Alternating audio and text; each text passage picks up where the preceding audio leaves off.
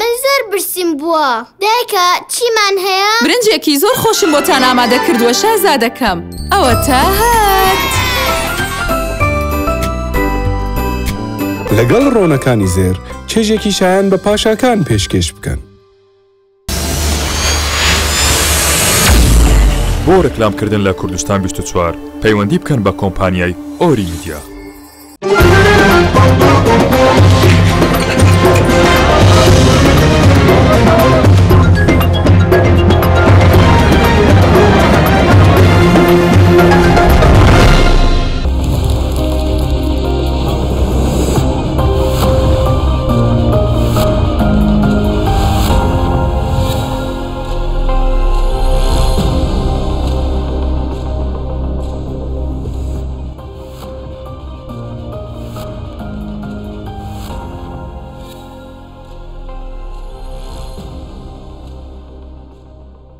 ئەم کاتتان باش لە هەفتپێوینێکی تایبەت لە کوردستان 24ەوە لەگەڵتانین وەکو دەزانین ڕۆژی پەنابەران و هاوارەکان لە هەرێمی کوردستان ڕۆژێکی باش نییە بە تایبەتی لە ساڵی 2011 کە شەڕی ناوخۆی لە سووریا دەستی پێکرد. ژمارێکی زۆری هاوارەی ناوخۆی سووریا ڕویان لە هەرێمی کوردستان و عێراق کرد کە بەشێکی زۆریان لە هەرێمی کوردستان نیشتەجن لەگەڵ دەستپێکی شەڕی داعشیش لە 2014 بەشێکی زۆری ئاواری ئیزدی و هەروەها ئاوارەکانی ناوخۆی عێراق لە ناوەڕاست و باشوور عێراقەوە هاتنە هەرێمی کوردستان. ئێستا بارودۆخەکە بە شێوازێک عێراقەوێت کەمپەکان دابخات بە زۆری ئاوارەکان بگەڕێنێتەوە بۆ شوێنەکانی خۆیان. بەڵام ڕۆڵی نەتەوە یەکگرتووەکان لە چاودێریکردنی دۆخی ئاوارەکان لە عێراق چێت تا چەندە دەتوانێت یارمەتی بدات و هەرێمی کوردستان چه ڕۆڵێکی لەم بوارەدا گێڕاوە کە بەردەوامەک و شوێنی پێکەوە ژیان و ئارامی و ئاشتی و سەقامگیری لە ناوچەکە دەناسێنرێت. من دەرفەتم وەرگرتووە لە کوردستان 24ەوە لەم هەفتەیڤینە تایبەتەدا لەگەڵ بەڕێز ژان نیکۆلا بەوز نوێنەری ئاژانسی نەتەوە یەکگرتووەکان بۆ پەنابەران لە عێراق قسە دەکەم. زۆر بەخێر بێ. سەرەتا ئەمەوێت سەبارەت بە ڕۆژی پەنابەران لە پەنابەرانی سووریا لە هەرێمی کوردستان لە بەڕێزت بپرسم. ئێستا لە چه ئاستێکدایان بارودۆخەوە چی کراوە بۆ ئاوارە پەنابەرە سووریەکان لێرە و ژمارەیان چەندە لە عێراق و کوردستان؟ ئێستا لە هەرێمی کوردستاندا نزیکەی 250,000 پەنابەری سووری دەژین کە زۆرینیان خەڵکی باکووری ڕۆژهەڵاتی سووریان، بەڵام خەڵکی تورکیا و ئێرانیشان تێدایە و هەمویان لە هەرێمی کوردستانن. لەگەڵەوەشدا نزیکەی 30,000 پەنابەری دیکەش لە عێراق هەن و لە بەغدا و نەینەوا و پارێزگای ئەنبارن، ئەوانیش زۆرینیان خەڵکی سووریان. جیا لەوەش نزیکەی 10,000 پەنابەری فەڵەستینی لە عێراق دەژین، ئەوانیش ماوەیەکی زۆرە هاتوونەتە عێراق. عێراق بە گشتی هەرێمی کوردستان زۆر بە تایبەتی زۆر بەخشەندە و سنگفراوان بوون لەگەڵە و پەنابەرانە و تا ڕادەیەکی باش پەنابەران توانیویانە لە کۆمەڵگەدا جێی خۆیان بکەنەوە و تێکەڵ بە کۆمەڵگە بن. خزمەتگوزاری تەندروستی و پەروەردەشیان پێشکەش دەکرێت. ژمارێکی زۆریشان لێرە کاریان دەستکەوتووە ئەگەر بە شێوەیەکی کاتیش بێت. بە هەمان شێوەی هاوڵاتیانی ئاسایی عێراق و هەرێمی کوردستان لە هەرێمی کوردستانی زۆر بە جوانی مامەڵیان لەگەڵ دەکرێت. ئێمە زۆر سوپاسگوزاری خەڵکو و حکوومەتی هەرێمی کوردستانین بۆ لە خۆگرتنی ئەو پەنابەرانە بە شێوەیەکی زۆر باش. زۆر باشە. بەم دوایانە حکوومەتی عێراقی فدراڵ ژمارێک لە ئاوارە سووریەکان و پەنابەرەکانی دەستگیر کرد، ڕادەستی دەسەڵاتدارانی دمشقی کردەوە. لەسەر ئەم بابەتە لەگەڵ بەرپرسانی حکوومەتی عێراق قسەتان کردووە، توانیتانە چی بکەن؟ UNHCR ئاژانسی نەتەوە یەکگرتووەکان بۆ کاروباری پەنابەران تا ئێستا ئێمە قسە دەکەین لەم بابەتەدا زۆر ڕوون و ڕاشکاو بوو. نابێت هیچ کەسێک بە زۆر بنێردرێتەوە بۆ سووریا. ئەو دۆخەی کە لە سووریا هەیە من وای نابینم گونجاو بێت بۆ هیچ کەسێک بۆ ئەوەی بەشکۆوە لەو وڵاتە بژی. هێشتا شەڕ و ململانێ لەو وڵاتە هەیە، بە تایبەتی لە باکووری ڕۆژهەڵاتی سووریا، ئەو شوێنەی کە زۆربەی پەنابەران لێوەی هاتوون و کوردن. لە ناوچەکانی دیکەی سووریاش وەک ئاژانسی نەتەوە یەکگرتووەکان و بەرپرس لە کاروباری پەنابەران پێمان وایە ئێستا کاتیەوە نێ خەڵکی بگەڕێنەوە بۆ ئەو ناوچانە. هەندێک لەو پەنابەرانە خۆیان بەخواستی خۆیان بڕیاری گەڕانەوەیان داوە. ئێمەش هیچ کات ڕێگری لە کەس ناکەین ئەگەر بگەڕێنەوە شوێنی خۆیان، چونکە ئەمە بژاردەی خۆیانە. بەڵام ئەگەر حکوومەت چ لە بەغدا بێت یان هەر شوێنێکی دیکەی جیهان گوشار لە خەڵکی بکات بۆ ئەوەی بگەڕێنەوە بۆ وڵاتێکی وەکو سووریا کە هێشتا شەڕ و پێکدادانی تێدایە و هیچ دەرفەتێک نییە لە بەردەم خەڵکی بۆ ئەوەی بەشکۆوە دەست بە ژیانی ئاسایی خۆیان بکەنەوە. ئێمە دەست بەجێ دەسوەردان دەکەین و داوای ڕاگررتنی گەڕانەوەیان دەکەین چونکە ئەمە پێشێلی زەقی پرەنسیپ و یاسانی و دەوڵەتیەکانە. زۆر باشە. نزیکەی جگە لەمانە نزیکەی 1,200,000 ئاوارەی عراقی لە ناوخۆی عراق ئێستا لە شوێنەکانی دیکە نیشتەجەن کە نەیانتوانیەوە بگەڕێنەوە ناوچەکانی خۆیان. پێتان وایە کە سەرەکیترین بربەستی گەڕانەوەی ئاوارەکان بۆ ناوچەکانی خۆیان چییە؟ ئەو عێراقیانەی بەهۆی داعش و شەڕ دژی داعشەوە ئاوارە بوون هێشتا لە ئاوارەیدا دەژین. ئێوە باستان لە 1,200,000 ئاوارە کرد لە عێراق. لە هەرێمی کوردستان نزیکەی 300 بۆ 400,000 ئاوارە هەنوو لێرە دەژین کە 170,000یان هێشتا لە کەمپەکاندا دەژین. لە دۆخێکی باشدانین و ناتوانن دەست بە ژیانی ئاسایی خۆیان بکەنەوە، ناتوانن تێکەڵی کۆمەلگەی خۆجیی بن و لە کەمپەکانن. ئێمە باسی ئێزدەکان دەکەین کە لە شنگالەوە هاتوون و باسی عەرەبە سونەکان دەکەین کە ئێستا لە ناوچە کوردەکانن، ئەو ناوچانی کێشیان لەسرە. ئێمە باسی پێکاتەکانی دیکە دەکەین، بەڵام دەبێ ئەم ئاوارەبوونە کۆتایی پێبێت. اینجا بە تێکەڵکردنی ئەو ئاوارە نەبێت لەگەڵ کۆمەلگەی خۆجێیی، چونکە لە کۆتاییدا دەبێدان بەوەدا بنین ئەوانە عێراقین و مافی خۆیانە لە ئەنبار و نینەوە و سەلاحەدینەوە بێن بۆ سلێمانی و دهۆک و هەولێر وەکو هەر هاوڵاتێکی دیکەی عێراقی، یان دەبێ بگەڕێندرێنەوە بۆ شوێنی خۆیان. بۆ ئەوەی ئەو ئاوارانە بگەڕێنەوە شوێنی خۆیان پێویستمان بە ئاسایشە بۆ ئەوەی بتوانن بگەڕێنەوە. پێویستە بتوانن کارێک پەیدا بکەن بۆ ئەوەی دەست بە ژیانی ئاسایی خۆیان بکەنەوە و بتوانن منداڵەکانیان بنێرنەوە قوتابخانە و دەستیان ڕابگات بە خزمەتگوزاری تەندروستی. و بۆ ئەوەی لە شوێنی نیشتەجێبوونی خۆیان بۆ نمونە لە شنگال پێویستمان بەوەی ژیان دەست پێ بکاتەوە، ئاسایش هەبێت بۆ ئەوەی خەڵکی بتوانن بگەڕێنەوە.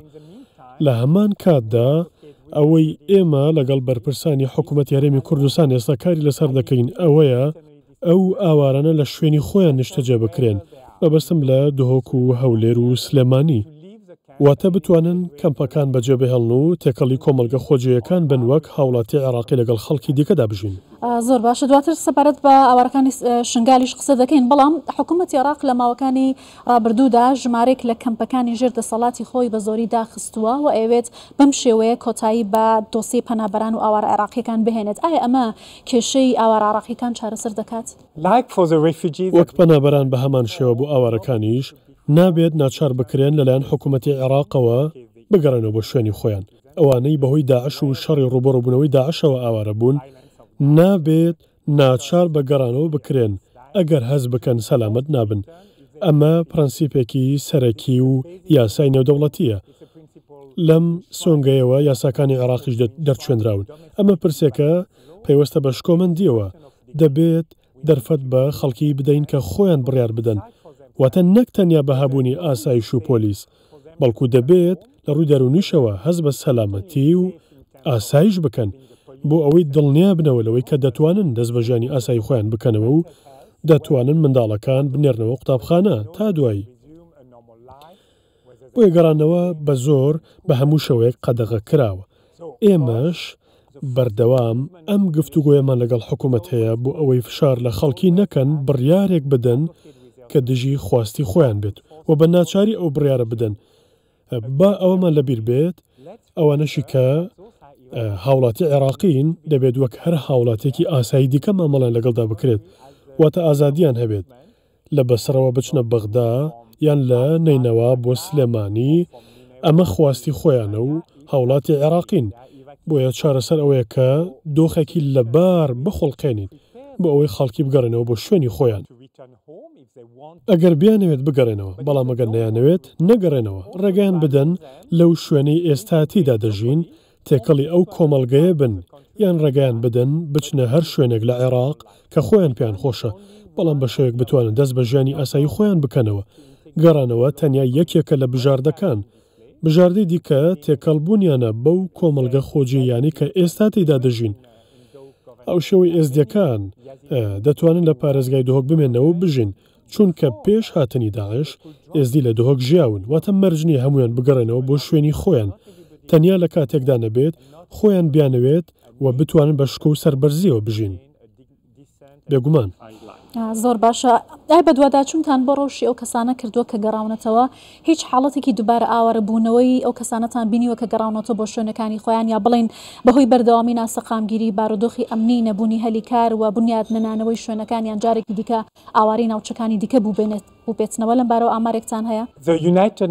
نەتەوە یەکگرتوەکان بەگشتی و ئاژانسی نەتەوە یەکگرتوەکان بۆ پەنابەران بەردەوام بە دوواداچوون بۆ ئەو کەسانە دەکەن کە دەگەڕێنەوە هەڵسەنگاندن دەکەین بزانین ئەو کەسانە توانیویانە جێگیر بن لە گوندەکەیان ئەو شوێنی کە لێوەی هاتوون بۆ نمونە لەو گەڕەکەی لە مووسڵ لەی ژیاون دوای ئەوەی کە بەهۆی داعشەوە ئاوارە بوونە هەر چیرۆکێک جیاوازی خۆی هەیە واتە ناتوانین بە یەک شێواز مامەڵە لەگەڵ هەمویان بکەیت هەندێک توانیوانە زۆر بە خێرای دەست بە ژیانی ئاسایی خۆیان بکەنەوە توانیوانە کار پەیدا بکەن و بژێویان هەبێت هەندێک جار هاوکاری باش دەکرێن لەلایەنی جیاوازە و لەلایەن حکوومەتی هەرێمی کوردستان و حکوومەتی عێراقەوە بۆ ئەوەی بتوان کە خانووەکانیان دروست بکەنەوە هەندێک لایانی دیکە وەک نەتەوە یەکگرتوەکان و ئاژانسی نەتەوە یەکگرتوەکان بۆ پەنابەران و ئاژانسەکانی دیکەش وەک WFP و UNDP و ئاژانسەکانی پەرەپێدان هاوکاریان دەکەن و هاوکارێکی باشی ئەو خێزانانیان کردووە بۆ ئەوەی ژیانی خۆیان بنیاد بنێنەوە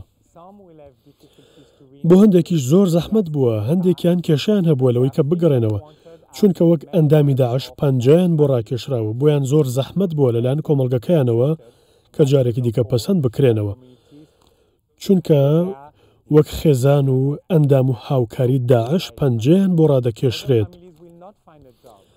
ئەوش بریتە لە بە بیابان بوون و نەبوونی دەرفەت لە بەردەم کشت و کاڵ و گۆڕانکاریەکانی کەش و هەوا و کاریگەریەکی نەرێنی زۆر خراپیان کردوێتە سەر عێراق بۆ یار خێزانێک دۆخێکی جیاوازی هەیە بەڵام زۆربەی ئەوانی بەهۆی داعشەوە ئاوارە بوون گەڕاونەتەوە شوێنی خۆیان ئێمە باسی نزیکەی 5 ملیۆن کەس دەکەین توانیویانە دەست بە ژیانی ئاسایی خۆیان بکەنەوە هاوتەریب لەگەڵ دانیشتوان و هاوڵاتیانی دیکەی عێراق ئێستا کێشەی سەرەکی بۆ نەتەوە یەکگرتوەکان و حکوومەتی عێراق و هەرێمی کوردستان ئەوەیە کە دۆخی ژیانی ئەو 41 یان 43 ملیۆن کەسە لە دانیشتوانی عێراق باشتر بکەن بۆ ئەوەی هەموو کەسێک باشتر دەستی ڕابگات بە پەروەردەیەکی باش و خزمەتگوزارێکی باشتری تەندروستی و دەرفەتی کاری باشتر مەبەستم بۆ هەموو تاکێکی عێراقی نەک تەنیا بۆ ئاوارە و گەڕاوەکان. ئەستا زین کە دۆخی شنگال دۆخێکی ناساییە هێشتا بارودۆخەکە خراپە حکوومەتی هەرێمی کوردستان و حکوومەتی عێراق لە مانگی نۆی ساڵی 2020 ڕێککەوتنی شنگالیان واژۆ کرد بەڵام تا ئێستا و ڕێککەوتنە نەچووتە بواری جێبەجێکردنەوە پێتان وایە ئاستەنگە سەرەکیەکانی بەردەم جێبەجێکردنی ڕێککەوتنی شنگال چییە ئەگەر بارودۆخەکە هەر بەم جۆرە بەردەوام بێت ئەوە پێشبێنی چی دەکەن؟ ڕێگەم بدەن لە دەرەنجامەکانەوە دەست پێ بکەم بەهۆی جێبەجێ نەکردنی ڕێککەوتنی شنگالەوە 250,000 نزیکەی 300,000 SD نەیانتوانیەوە بگەڕێنەوە بۆ شوێنی خۆیان چونکە هەست بە سەلامەتی ناکەن چونکە دەسەڵات و ئیدارەیەکی خۆجێیی لە شنگال نییە چونکە ئێستا هێزێکی پۆلیسی یەکگرتو نییە بۆ ئەوەی ئاسایشی گوند و ناوچەکانی دیکەی شنگال بپارێزێت هەروەها قوتابخانەی لێ نییە و خزمەت گوزاریەکی گونجاوی تەندروستی لێ نییە دوجاریش هیچ دەرفەتێکی کاری تێدا نییە ئێستا جوڵەیەکی ئابووری زۆر کەم لە شنگال هەیە من مانگێک لەمەبەر لە شنگال بووم زۆرێک پێیان دەوتم کە گەورەترین کێشەیان ئەوەیە کە ناتوانن ماڵەکانیان وەربگرنەوە ببنەوە بە خاوەنی ماڵی خۆیان و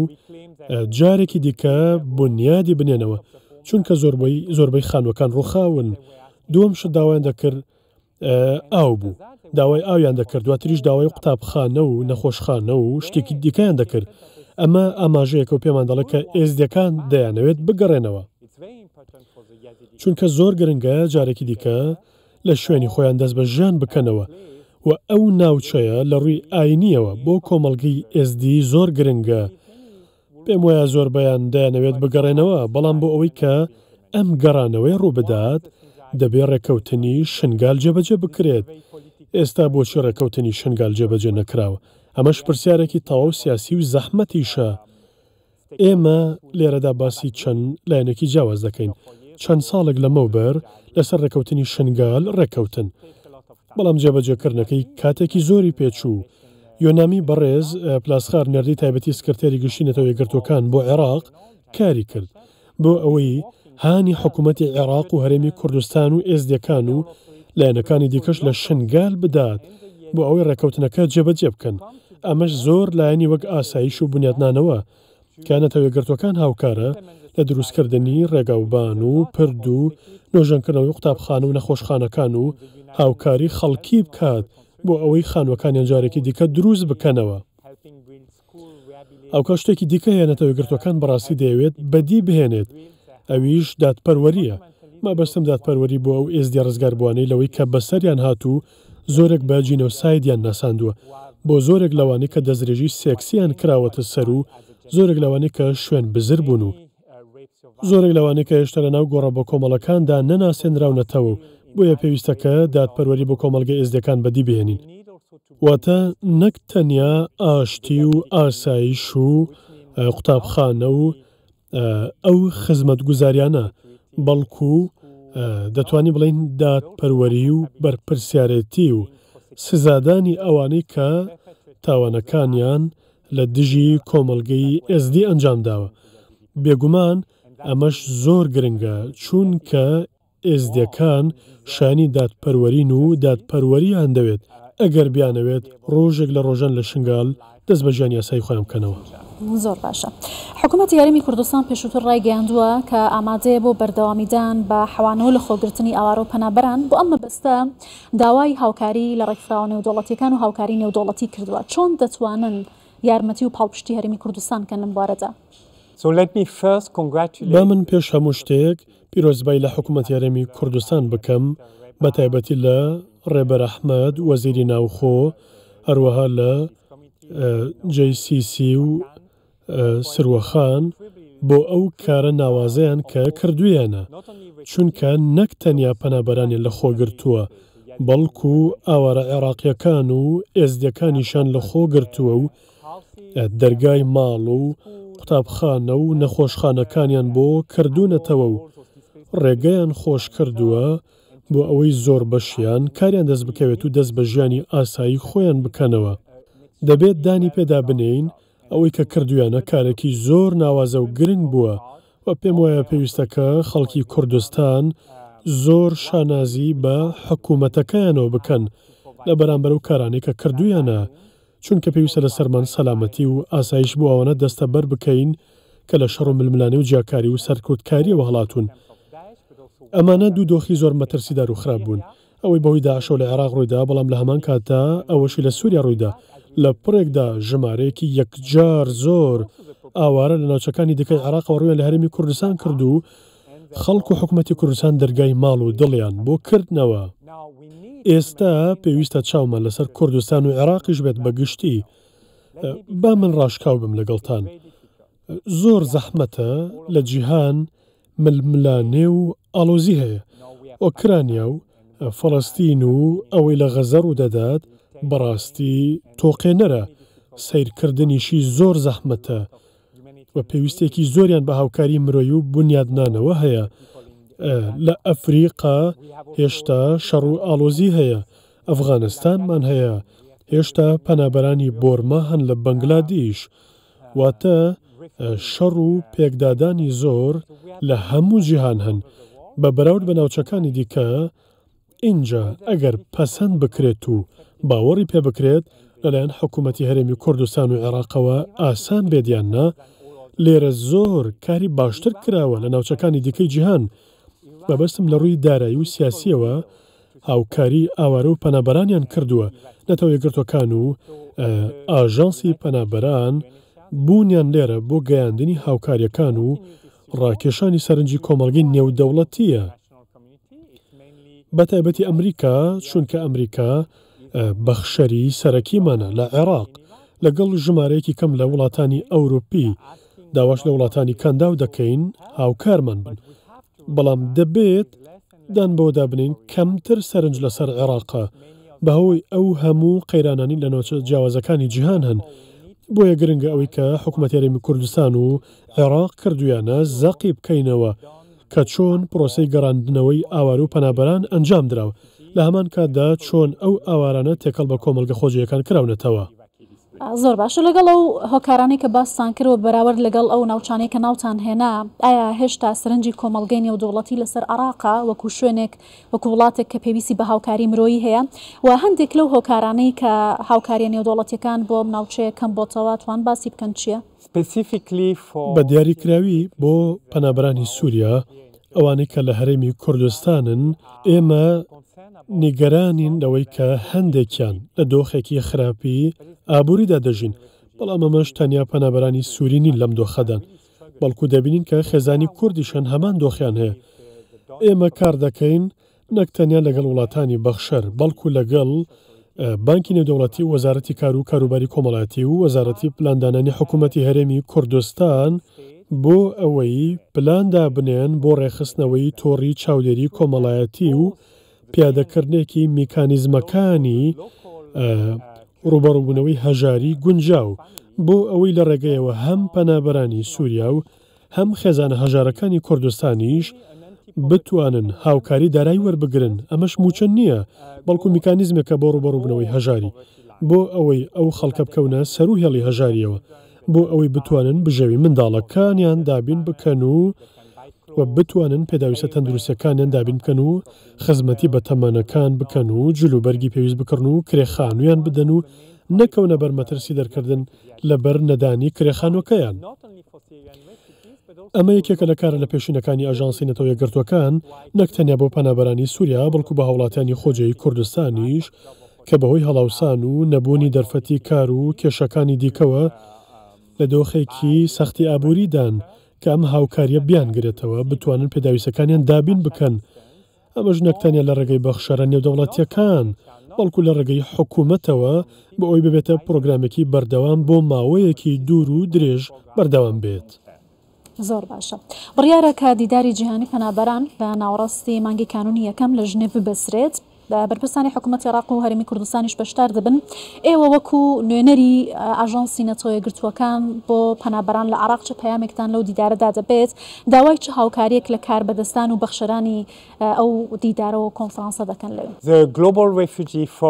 دیداری نێودەوڵەتی پەنابەران لە جنێڤ لە 15 ڕۆژی داهاتوودا دەرفەتێکی زۆر باش دەبێت بۆ خستنە ڕوو زەقکردنەوەی دەستکەوت و سەرکەوتنەکانی عێراق، زۆر بە تایبەتر حکوومەتی هەرێمی کوردستان.